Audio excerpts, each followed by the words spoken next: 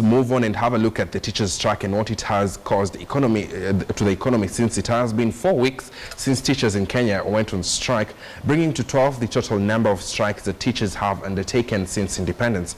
And the government has stuck to its gun, saying it cannot afford to pay teachers the 50 to 60 pay increase. So what is the way forward? Adelaide Chongole tells us more.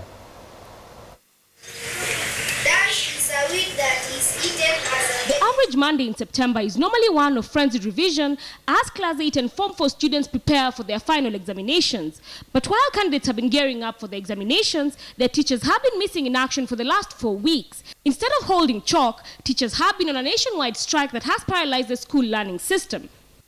I hereby, as directed by the National Executive Council, declare formal commencement of a full nationwide strike. The teachers downed their tools following a Supreme Court ruling that awarded them a pay increment of between 50 and 60%. However, the government has been resolute, arguing that the proposed increments was not tenable and would tip the wage bill past the sustainable mark. If the award were paid to teachers, our wage bill would therefore rise from 52% to 61% of all revenues collected.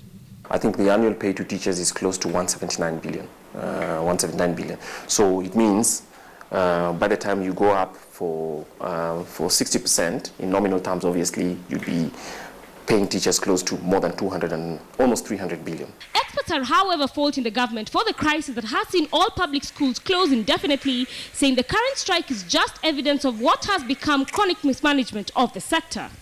12 teacher strikes since independence.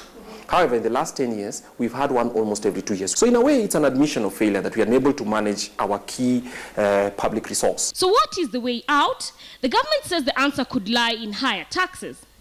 We would have had to raise VAT from the current 16% to 22%. But experts have warned against any tax increment, saying it would translate to tax evasion and avoidance and yield the state little, if any, funds. Instead, they propose a review of the planned expenditure as a way to source for funds.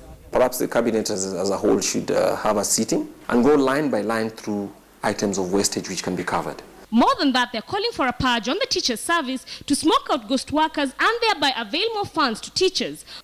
So I think now an order should come out as well for the Teachers Service Commission to purge their roles of ghost workers.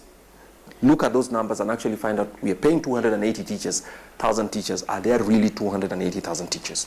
On top of that, they want teachers to sign performance contracts that can be used to determine pay in the future in a bid to deal with quality issues that have plagued the sector. Adelaide Chongole, KTN Business.